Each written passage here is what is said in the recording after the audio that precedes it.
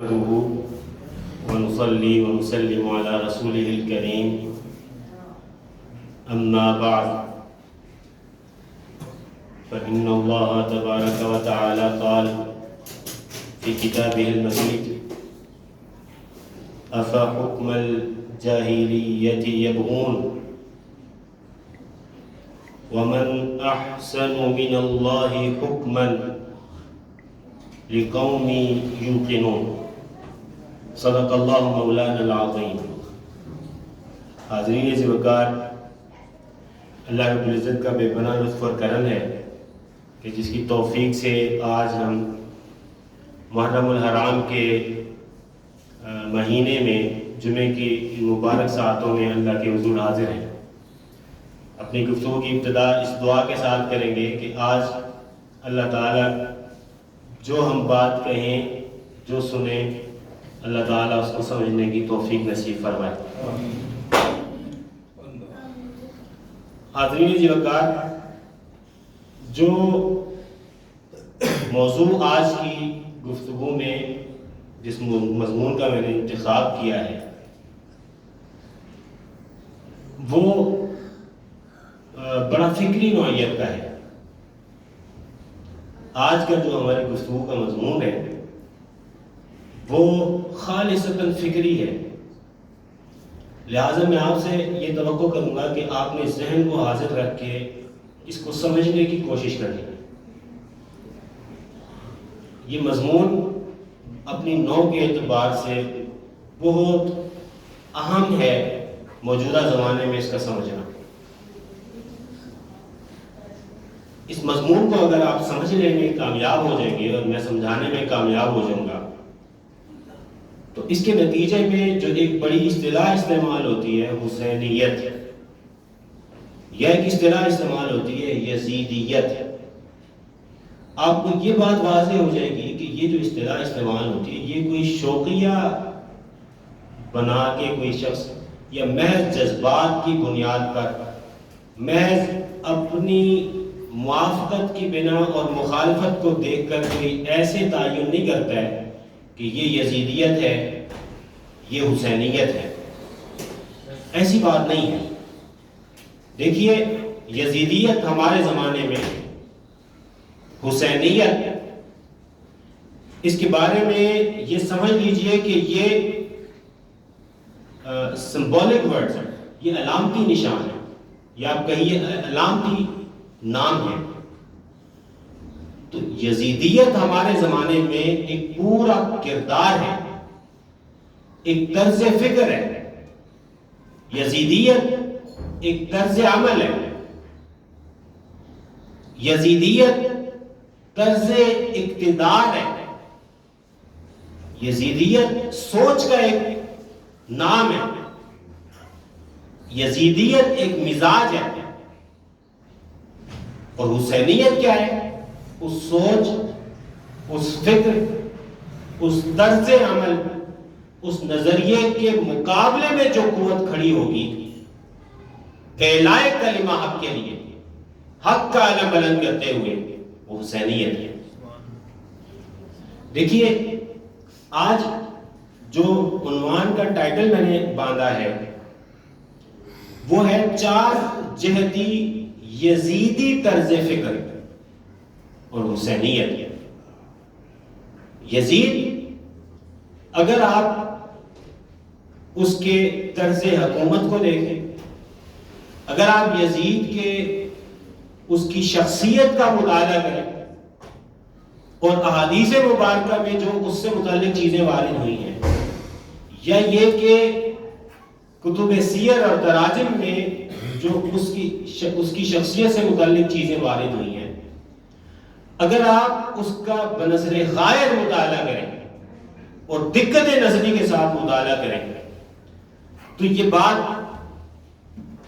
مفہوم ہوگی، اور اس بات کا تعین کرنے میں آپ کو دشواری نہیں ہوگی کہ بنیادی طور پر جو یزیدی فکر ہے، اس کا جو طرز عمل ہے، وہ چار ایسی جہاد پر بیس کر رہا تھا جو چار جہاد اسلام سے پہلے عصر جاہلیت میں، جاہلی دور جب اسلام سے پہلے کا جو زمانہ ہے، اس زمانے میں جو 4 چیزیں یا 4 جہتیں یا 4 عناصر معروف تھے، یزید امت مسلمہ کا وہ پہلا شخص ہے کہ جس نے، جب اسلام نے اس فکر جو عصر جاہلی کی فکر تھی، جب اسلام نے اس کو جڑ سے اکھاڑ پھینکا، تو امت مسلمہ میں یہ پہلا فرد تھا جس نے اس عصری جاہلی عصر کے، جاہلی دور کے، اسلام سے پہلے زمانوں میں جو ان کے ہاں طرز عمل تھا، طرز فکر تھی، اس کا احیاء کر دیا تھا۔ یزید کا جرم چھوٹا جرم نہ سمجھیے کبھی، یہ اس کا بڑا جرم کیا اس نے، اور اس نے بڑا جرم کیا، اور اس کے جرم کو روکنے کے لیے امام حسین علیہ السلام آپ نے اعلاء کلمہ حق کے لیے آواز بلند فرمائی۔ تو امام حسین کی شہادت، جہاں اس کی دیگر جہاد ہے، جہاں اس کی کئی دیگر جہتیں ہیں، وہاں ایک جہت یہ بھی ہے کہ آپ جس شخص کے خلاف آپ نکلے اور جام شہادت نوش فرمایا، وہ شخص امت مسلمہ میں اس طرز فکر کو زندہ کرنے کی بنیاد رکھ رہا تھا جو طرز فکر حضور اکرم صلی اللہ علیہ وسلم کے زمانے میں، اسلام کے آنے کے بعد، خلفائے راشدین کے دور کے بعد اور خلفائے راشدین کے دور کے دوران جس فکر کا گلا کما کر دیا گیا۔ اب وہ فکر کیا تھی؟ پہلے میں آپ کو فکر سمجھاتا ہوں اختصار کے ساتھ، پھر یزید کے دور میں اس فکر کی اساس، اصل بعض چیزیں تو آپ ایسی دیکھیں گے کہ جو صراحتاً ملے گی، بالاتفاق ملیں گی اس کے مزاج میں، اس کے طرز فکر میں، اس کے طرز حکومت، بعض چیزوں کے شواہد ملیں گے، مگر یہ کہ آپ دیکھیں گے کہ اس کے، ہم یہ جانیں گے کہ یہ چیزیں یزید کے دور میں کیسے شروع ہوئی، اس نے کس طرح اس کی ابتدا کی، اور یہ کہ معاصر آج کے دور میں یزیدیت کا لفظ جب استعمال ہوگا تو وہ کون سی فکر ہے، آپ کو جاننا آسان ہو جائے گا کہ یہ فکر در حقیقت یہ مزاج یزیدی ہے اور یہ اس کے مقابلے میں حسینی ہے۔ جو وہ 4 جہتی طرز فکر تھا جس کو اسلام نے، حضور اقدس صلی اللہ علیہ وسلم نے اپنے زمانے میں ختم فرما دیا تھا اور اپنے پیروں تلے رون دیا تھا، اس 4 جہاد کو، اس میں پہلی جہت تھی جس کے لیے قرآن مجید میں آپ پہلے نام سن لیجئے، اس میں پہلی جہت تھی حکم جاہلیت کا، دوسری جہت ظن جاہلیت کا، تیسری جہت تبرج جاہلیت، اور چوتھی جہت حمیت جاہلیت۔ یہ 4 جہتی ایسی طرز فکر تھا جس کا بانی آپ سمجھیے کہ یہ یزید بنا۔ اب یہ 4 جہاد کیا ہیں، اس کو قرآن مجید سے اختصار سے سمجھیے۔ میں نے پہلی لفظ استعمال کیا، پہلا لفظ حکم جاہلیت کا۔ اللہ رب العزت نے قرآن مجید میں ارشاد فرمایا افا حکم الجاہلیت یبغون، کہ بھئی یہ لوگ جاہلیت کا قانون چاہتے ہیں، یہ چاہتے ہیں کہ معاشرے میں یا طرز حکومت میں جاہلیت کا قانون دوبارہ زندہ ہو۔ فرمایا افا حکم الجاہلیت یبغون ومن احسن من اللہ حکما لقوم یوقنون، ایقان رکھنے والی قوم کے لیے اللہ سے بڑھ کر طرز حکومت دینے والا، اللہ سے بڑھ کر احکام صادر فرمانے والا اور کون ہو سکتا ہے؟ تو جو طرز حکومت، جاہلی طرز حکومت، عصر جاہلی میں جو طرز حکومت تھا، یزید اپنے زمانے میں اس طرز حکومت کا بانی بنا۔ اب حکم جاہلیت کی اصطلاح خود قرآن نے استعمال کی۔ اب اس کا معنی کیا ہے کہ اس سے مراد عصر جاہلی کا وہ نظام اور طرز حکومت ہے جس کو اسلام نے یکسر مسترد کر دیا۔ اس سے مراد حکم جاہلیت کا ایسا طرز اقتدار ہے جو اپنے قوانین میں اسلامی قوانین کے بالکل متضاد ہے. ایک طرف اسلامی قوانین ہے اور طرز حکومت ہے، اس کے مقابلے میں وہ دوسرا طرز حکومت آ رہا ہے. اس سے مراد ریاستی حکومتی نظم و نسق میں اور نظم و نسق کے لیے اختیار کردہ وہ قواعد اور ضوابط ہیں جو اسلام کے پیش کردہ قواعد و ضوابط اور آفاقی اصولوں کے سے کلیش کرتے ہیں، اس کے مقابلے میں آتے ہیں. گویا حکم جاہلیت یعنی جاہلیت زمانہ جاہلیت کے طرز حکومت کو اختیار کرنا، طرز اقتدار کو اختیار کرنا اسلام کے پیش کردہ احکامات سے کھلی بغاوت کی مترادف ہے. حاضرین جگہگار، اسلامی طرز حکومت میں احکم الحاکمین اللہ کی ذات ہے، سب سے بہترین حکم صادر فرمانے والا، حکومت کرنے والی ذات وہ اللہ تعالیٰ کی ذات ہے. اور اس کے بعد ہر شخص بطور امانت ریاستی امور کی انجام دہی پر مسئول ہے، اس سے پوچھا جائے گا اس کے بارے میں. وہ اس بات کا پابند ہے کہ وہ طرز حکومت میں کسی جگہ پر بھی کسی درجہ بھی جبر اور استبداد، ظلم اور ستم، غیر جانبداری اور ناانصافی اس کے طرز حکومت میں کہیں نہ ہو. اگر طرز حکومت میں یہ چیزیں آئیں گی، ظلم ہوگا، ستم ہوگا، استبداد ہوگا، لوگوں کو غلام بنانا چاہے گا حاکم وقت، لوگوں کے حقوق سلب کرے گا، تو سمجھ لیجئے اس کا طرز حکومت وہ طرز حکومت ہے جو حکم جاہلی ہے، جو اسلام کے آنے سے پہلے زمانہ جاہلیت میں لوگوں کا طرز حکومت رہا ہے، وہ حکومت ہے اس کا. لہذا حکم جاہلیت قدیم طرز حکمرانی کا نام ہے، جس میں ظلم بھی ہے، جس میں جبر ہے، جہاں لوگ غلام بن رہے ہیں، جہاں انسانی اقدار پامال ہو رہی ہیں، جہاں لوگوں کے بنیادی حقوق سلب کیے جا رہے ہیں. ریاست جبرن لوگوں سے آزادی رائے کو ختم کر رہی ہے، ان کے بنیادی حقوق سلب کر رہی ہے، اور حاکم وقت جبرن چاہتا ہے کہ وہ اپنی خواہشات رعایا پر مسلط کر دے. یہ جو طرز حکمرانی ہے اس کو کہتے ہیں حکم جاہلیت. بنیادی طور پہ حکم جاہلیت کیا ہے؟ عصر جاہلی کا اختیار کردہ طرز حکمرانی، طرز اقتدار. اور میں نے آپ کو بتلا دیا کہ یہ وہ طرز اقتدار ہے جہاں پہ آزادی کی جگہ غلامی میں بدل جائے، آزادی غلامی میں بدل جائے، جہاں مالی کرپشن ہو، سیاسی کرپشن ہو، جہاں احتساب کا کوئی تصور باقی نہ رہے. یعنی حاکم وقت جو ہے وہ اپنے اختیارات کا ایسے ناجائز استعمال کر رہا ہے کہ کسی کے اندر جرأت نہیں کہ اس سے سوال کر دے کہ یہ تم کیوں کر رہے ہو. تو اختیارات کا ایسا ناجائز استعمال، یہ جاہلی طرز حکومت ہے، طرز اقتدار ہے، طرز ریاست ہے.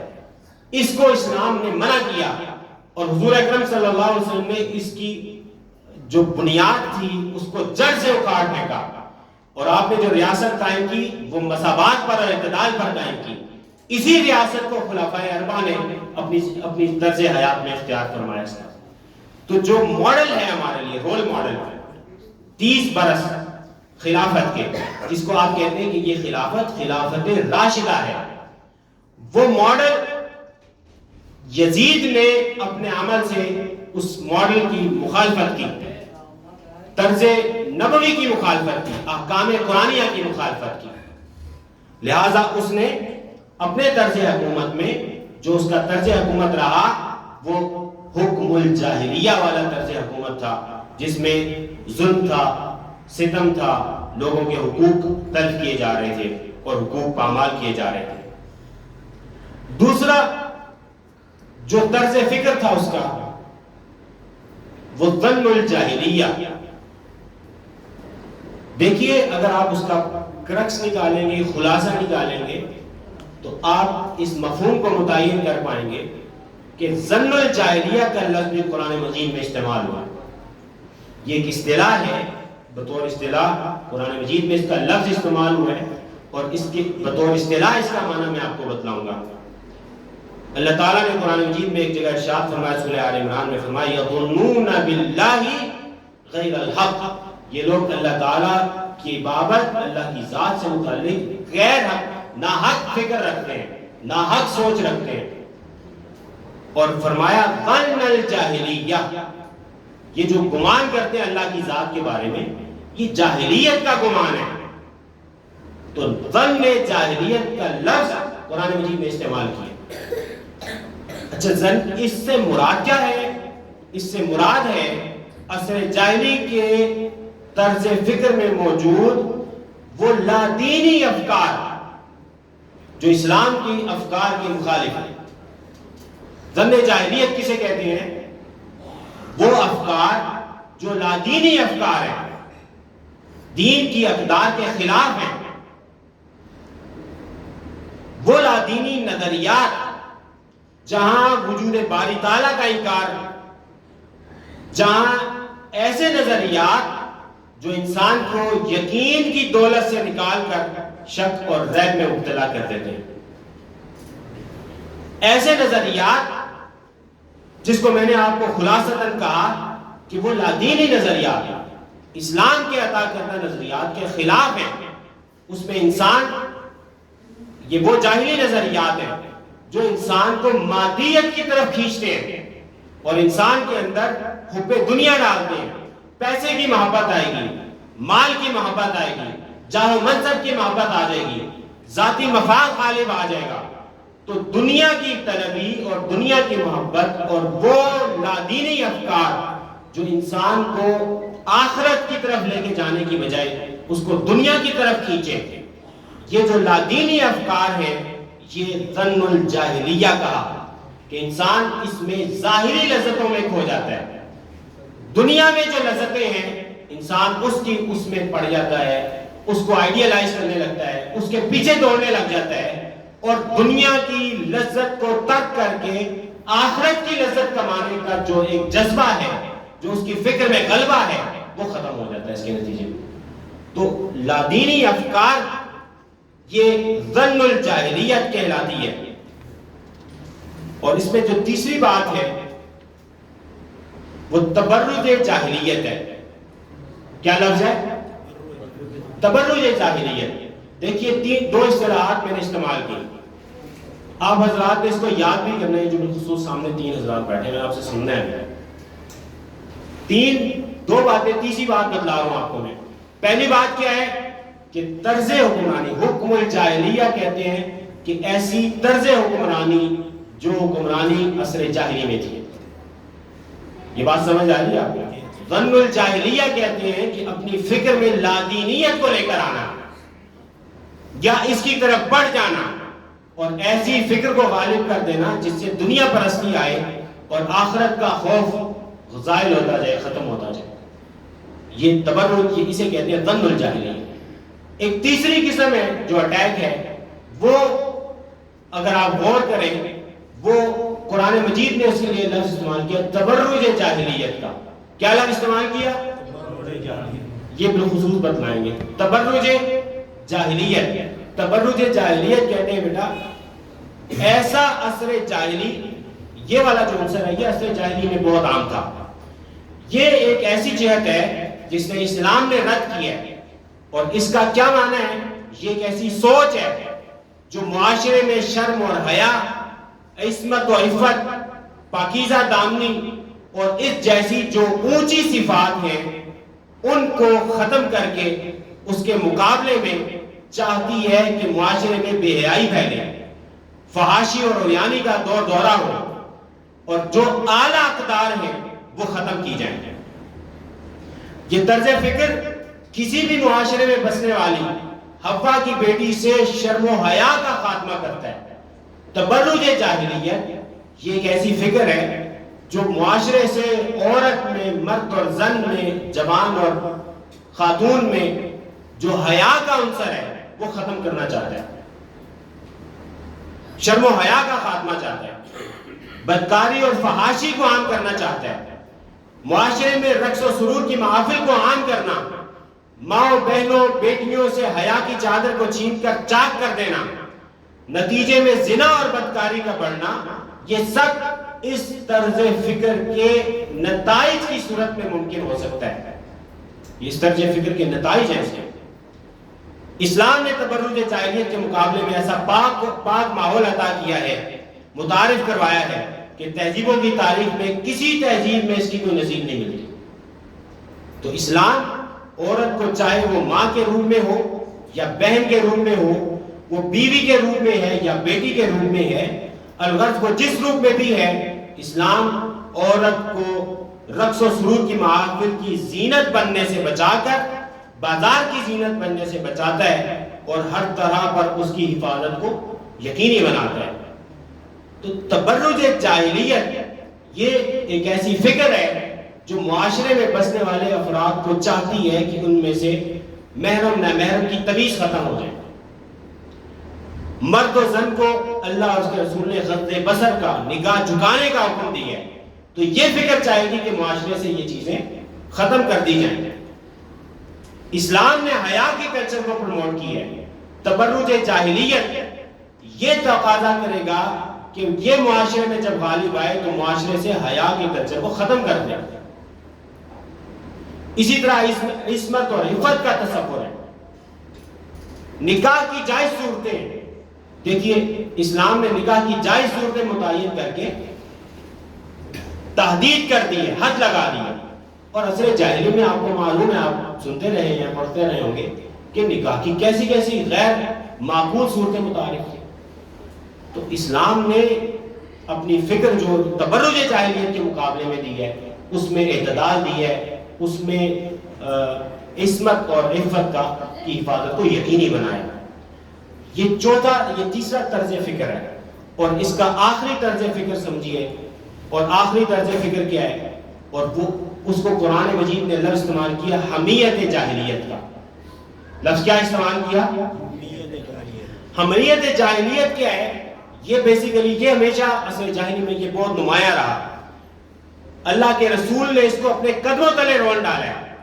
حمیت جاہلی یہ ایک طرز فکر ہے جو معاشرے میں بسنے والے افراد کو قبائلی، گروہی، علاقائی، صوبائی تعصبات و مفادات کو فروغ دیتا ہے۔ تو یہ طرز فکر معاشرے میں بسنے والے افراد سے برتاؤ میں عصبیت، حمیت، ذاتی مفاد، ذاتی تعلقات کو ملحوظ رکھے گا۔ یہ ایک ایسا طرز فکر ہے جس کو اسلام نے رد کیا، اور اس کے مقابلے میں جو تصور پیش کیا، اسلام نے امت کا تصور پیش کیا۔ اس کے مقابلے میں اسلام نے جو قبائلی، گروہی، علاقائی، صوبائی اور مفادات اور تعلقات کے جتنے رشتے ہیں، اسلام نے اس کو توڑا ہے، اور اس کے مقابلے میں امت میں وحدت پیدا کی ہے۔ تو حمیت جاہلی یہ وہ طرز فکر ہے جو معاشرے میں امت کو طبقات میں تقسیم کرتی ہے۔ یہ معاشرے میں بسنے والے افراد کو طبقہ در طبقہ تقسیم کرتی ہے۔ حاضرین عزیز، میں نے آپ کو یہ حدیث پاک میں حضور اکرم صلی اللہ علیہ وسلم نے ارشاد فرمایا تھا، یہ جو 4 جہاد ہیں فکر کی، 4 جہاد، پہلا لفظ میں نے استعمال کیا حکم الجاہلیت، ایسا طرز اقتدار جو اسلامی اقتدار کے مخالف ہے، جہاں ظلم ہے، جبر ہے، ستم ہے، جو میں نے آپ کو بیان کیا۔ دوسرا کیا پوائنٹ ذکر کیا طرز فکر میں؟ وہ طرز فکر میں کیا پوائنٹ ہے؟ ظن الجاہلیہ، وہ ایسی فکر ہے جو لادینی افکار کو عام کرنا چاہتی ہے، معاشرے میں روشن خیالی کے نام پر بے حیائی کو فروغ دینا چاہتی ہے۔ تو ظن الجاہلیہ اسلام نے اس کو رد کیا۔ تیسری فکر کیا ہے؟ طرز عمل اور طرز فکر، وہ تبرج جاہلیت کا ہے۔ اس میں معاشرے میں بے حیائی کے عنصر، یہ چاہتا ہے کہ معاشرے میں بے حیائی کا عنصر عام ہو اور حیا ختم ہوتی جائے۔ اور آخری جو بات چوتھی ذکر کی وہ حمیت جاہلیت کی کہ حمیت جاہلیت بھی یہ ایک ایسا طرز فکر ہے اور طرز عمل ہے جو چاہتا ہے کہ معاشرے سے اتحاد و اتفاق ختم ہو جائے، معاشرہ تقسیم ہو جائے، طبقات میں تقسیم ہو جائے۔ یہ جب آپ بنیادی بات جان گئے تو اب میں 1-2 باتیں گزارشات کرتا ہوں اس میں کئی چیزیں ایسی ہیں جو یزید کے طرز عمل میں، اس کے طرز زندگی میں بہت واضح ہیں، 2 جمع 2 4 کی طرح معروف اور متعارف ہیں۔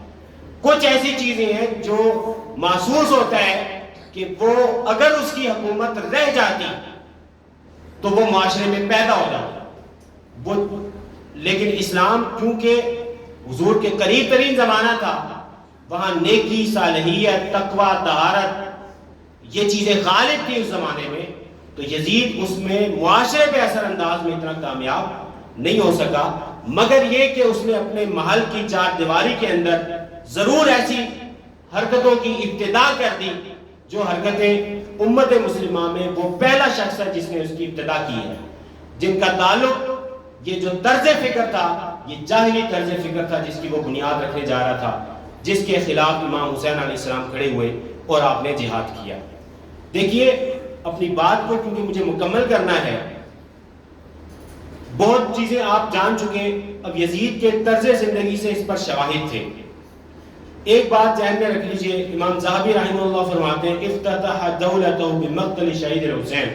اب آپ ایک اندازہ لگائیے کہ اس نے اپنی ریاست کی ابتدا کی ہے امام حسین کی شہادت سے، اور فرمایا واختتمها بواقعۃ الحرہ، اس نے اینڈ کیا ہے مکہ اور مدینہ والوں کے ساتھ جو سلوک کیا ہے اس پر جا کے اس کی ریاست ختم ہوئی ہے، اور مدینہ والوں کے ساتھ جو اس نے ظلم کیا ہے اس کی ایسی نحوست اور بے برکتی اس پر آئی ہے کہ اس کی وجہ سے اس کو زندگی اس کو زیادہ نہیں ملی، یہ فوراً مر گیا تھا۔ اور ائمہ کرام نے کہا، بلکہ لفظ استعمال کیا، فرمایا وَلَمْ يُبَارَكْ فِي عُمْرِهِ، اس کی زندگی میں اللہ نے برکت نہیں دی، یعنی ایسے کبھی افعال اس نے کیے ہیں تو کہ اس کی زندگی میں سے برکت ختم ہو گئی اور وہ جلدی مر گیا، اپنے اختتام کو پہنچا۔ اس بابت میرے پاس کچھ شواہد بھی ہیں جن کو میں ختم کروں گا اختصار سے۔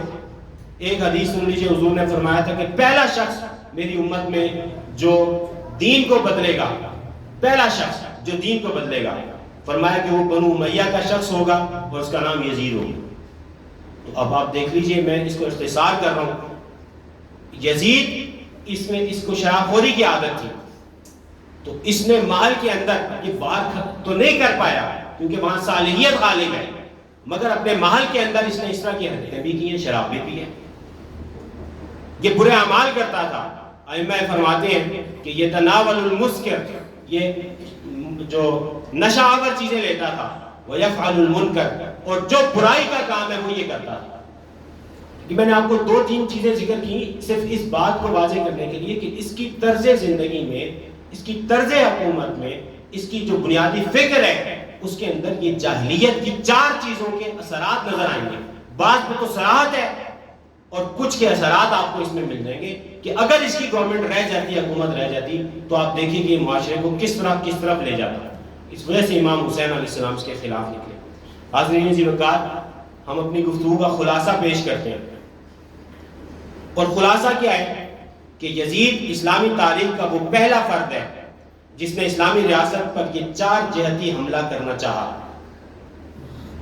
یہ عصر جاہلی کا وہ طرز فکر جسے اسلام نے مکمل رد کر دیا تھا، جس کے بارے میں حضور اکرم صلی اللہ علیہ وسلم نے ارشاد فرمایا تھا کل شیء من امر الجاہلیت تحت قدمی موضوع، فرمایا تھا کہ ہر وہ شے جو جاہلیت سے جس کا تعلق ہے میں اس کو قدموں تلے رونتا ہوں، وہ ختم کر دی جائے گی۔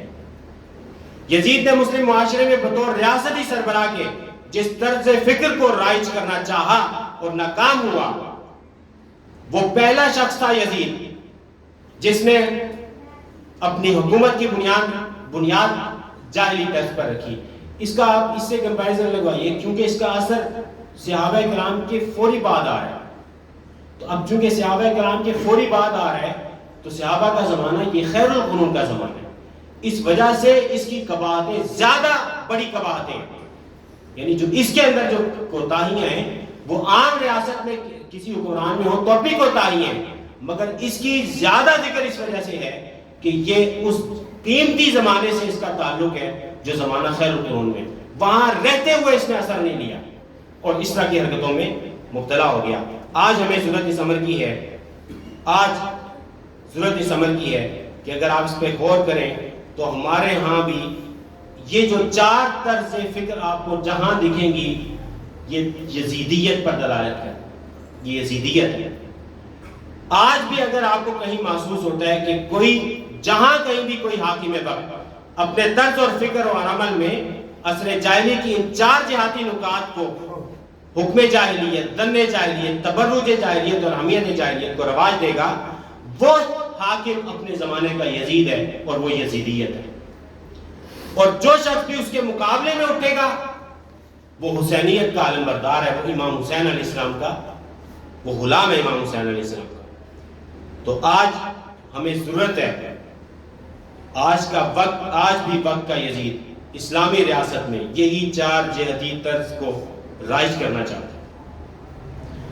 طرز حکومت حکم جاہلیت پر قائم کر کے جبر و استبداد، ظلم و ستم، لوگوں کے حقوق کو سلب کرنے پر قائم کیے ہوئے ہیں۔ اس میں ظن جاہلیت ہے، لادینی افکار آج بھی پھیلائی جا رہی ہیں۔ وجود باری تعالیٰ کے ساتھ آپ کے تعلق کو کمزور کیا جا رہا ہے، جنت دوزخ کے تصور کو کمزور کیا جا رہا ہے، قیامت کے وجود پر ایمان کو کمزور کیا جا رہا ہے، اور مسلمان کو شکوک اور شبہات میں مبتلا کیا جا رہا ہے۔ آج بھی تبرج جاہلیت پھیلایا جا رہا ہے۔ ہمارے معاشرے میں آزادی کے نام پہ بے حیائی، عریانی اور بدکاری کو عام کیا جا رہا ہے۔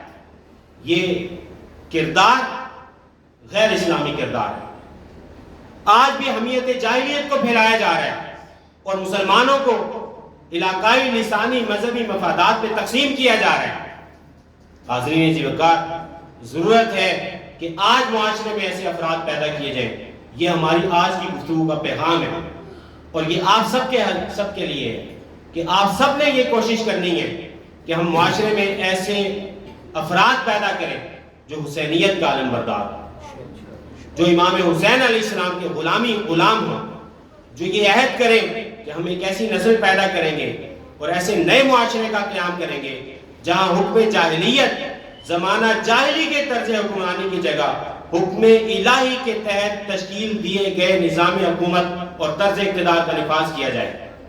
ایک ایسا معاشرہ قائم کریں گے جو یزید وقت کے طرف سے رواج دیے جانے والے ظن جاہلیت، جس کا مقصد مسلمان کے عقیدے میں تشکیک اور تدبر پیدا کرنا ہے اور لادینی افکار کو متعارف کروانا ہے، اس سے ختم کر کے مسلمان کو یقین کی دولت سے بہرہور کریں۔ آج ہمیں ایسے افراد کی ضرورت ہے جو وقت کے یزید سے تبرج جاہلیت، جس کا مقصد مسلمان مرد و زن میں بے حیائی کو فروغ دینا ہے، اس سے ٹکر لے سکے اور مسلمانوں میں حیا کا کلچر عام کر سکے۔ اور آج ہمیں یزید وقت سے ٹکر لے کر حمیت جاہلیت کو ختم کرنا ہے، جو مسلمانوں میں تقسیم ہو گئی ہے، طبقاتی تقسیم، اس کو ہمیں ختم کرنا ہے اور اس کی جگہ اتحاد و یگانگت اور اتفاق کو عام کرنا ہے۔ حاضرین عزیزان، یہ پیغام ہے میری گفتگو کی اختتام کا۔ میں نے آپ سے گزارش کی کہ اگر یزید کے زندگی کو، اس کے طرز عمل کو، طرز حکومت کا بنظر غائب مطالعہ کریں تو یہ 4 جہتیں بعض تو صراحت کے ساتھ اور بعض کی جھلک اس میں دکھتی ہے، اور وہ 4 جہتیں جہاں بھی ہوں گی وہ یزیدیت ہے۔ جہاں بھی ظلم استبداد ہے وہ یزیدیت ہے، اس کے مقابلے میں جو اٹھے گا وہ حسینی ہے اور امام حسین کا لشکر کا فرد ہے۔ ہمیں آج ضرورت ہے کہ آپ جوان اور آپ حضرات جو یہاں بیٹھے ہیں وہ عزم کریں کہ ہم حسینی کردار اپنے اندر پیدا کریں گے، اپنے اندر حسینیت کو زندہ کریں گے، اور معاشرے میں یہ 4 طرز زندگی جو جہالت پر تھی، عصر جاہلی کی تھی، آج سے اس پر کوشش کر کے معاشرے سے ختم کرنے کی کوشش کریں گے اور اس پر جد و جہد کریں گے۔ اللہ تعالیٰ کی دعا ہے جو کہا سنا اس پر عمل کی توفیق عطا فرمائے۔